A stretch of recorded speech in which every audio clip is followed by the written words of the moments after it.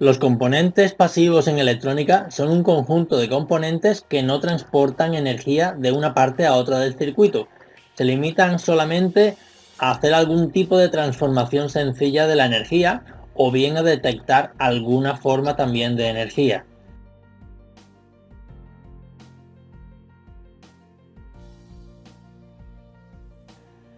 Todos los elementos dispuestos en los circuitos eléctricos presentan una cierta dificultad u oposición a que circule por ellos la corriente eléctrica. Es lo que se llama resistencia.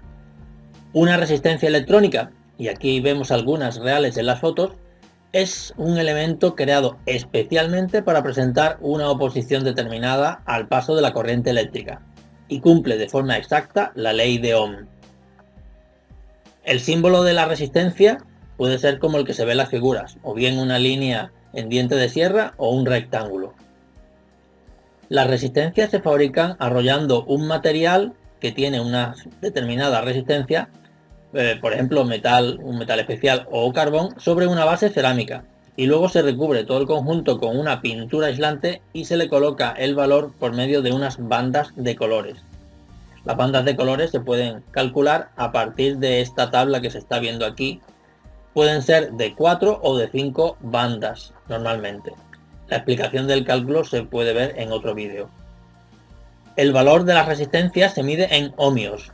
Las resistencias se fabrican con una amplia gama de valores.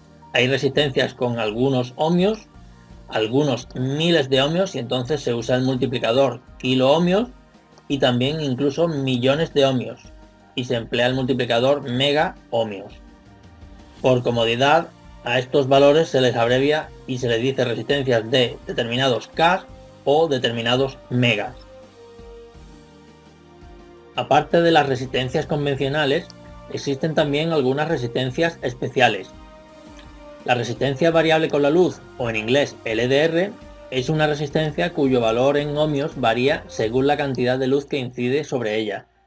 Esto permite usarla, por ejemplo, en circuitos detectores de luz. El símbolo de la LDR es este. La resistencia variable con la temperatura, NTC o PTC en inglés, según varíe la resistencia negativa o positivamente, pues son resistencias cuyo valor aumenta o disminuye al cambiar la temperatura del entorno. Esto permite que se puedan usar para fabricar termómetros o, por ejemplo, también en impresoras 3D. Los símbolos de los elementos NTC o PTC son estos. Las resistencias variables o potenciómetros son unos elementos cuyo valor en ohmios se puede variar manualmente. Aquí vemos algunos ejemplos reales. Básicamente se componen de una pista circular de carbón u otro material resistivo sobre la que se mueve un contacto o escobilla para variar el valor. La utilidad de estos potenciómetros, por ejemplo, está en un mando de intensidad de luz o un volumen de una televisión o una radio. También existen potenciómetros lineales. La utilidad de estos potenciómetros lineales, por ejemplo, es en una mesa de mezcla. El símbolo de los potenciómetros puede tener estas variantes.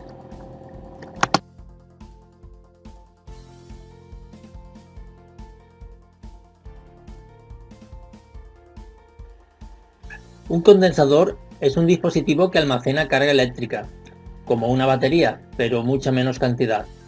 Está formado por dos placas metálicas muy próximas unas a otras, separadas por un material aislante o dieléctrico. La magnitud que define a un condensador es su capacidad, que se mide en faradios, representado por la letra F mayúscula. Sin embargo, como esta unidad es muy grande, se suelen emplear unos divisores. Por ejemplo, microfaradio, que es con 6 ceros, o lo mismo que 10 elevado a menos 6 faradios. Nanofaradio, con 9 ceros, o 10 elevado a menos 9 faradios. O incluso picofaradio, que lleva 12 ceros, 10 elevado a menos 12 faradios. A la hora de nombrar a estas cantidades en los condensadores se les suele abreviar y se les llama condensadores de determinados micros, nanos o picos. El funcionamiento de un condensador es sencillo. Si lo conectamos a una pila, una fuente de energía, empezará a circular la corriente eléctrica y uno de los lados se quedará cargado de electrones. Como las placas están muy cerca unas de otras, en la placa contraria empezará a repeler los electrones y se quedará con cargas positivas, con lo cual queda almacenada una cierta cantidad de energía. Si quitamos la pila, gracias a que estas placas están muy cerca unas de otras, esa energía se mantiene y la tenemos disponible para usarla en cualquier otro momento en el circuito.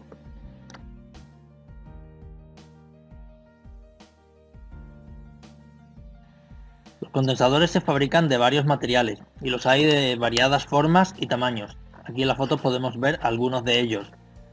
Básicamente hay de dos tipos: condensadores apolares, que da igual cómo se conecten, y condensadores polares o electrolíticos, que hay que tener cuidado de conectar bien los polos positivo y negativo.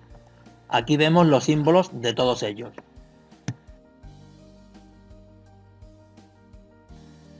El condensador variable es un elemento que puede variar su capacidad de forma manual. Aquí podemos ver en las fotos algunos. Estos son los símbolos del condensador variable, también llamado trimmer en inglés. La utilidad de este elemento es, por ejemplo, en el mando de sintonía de las radios.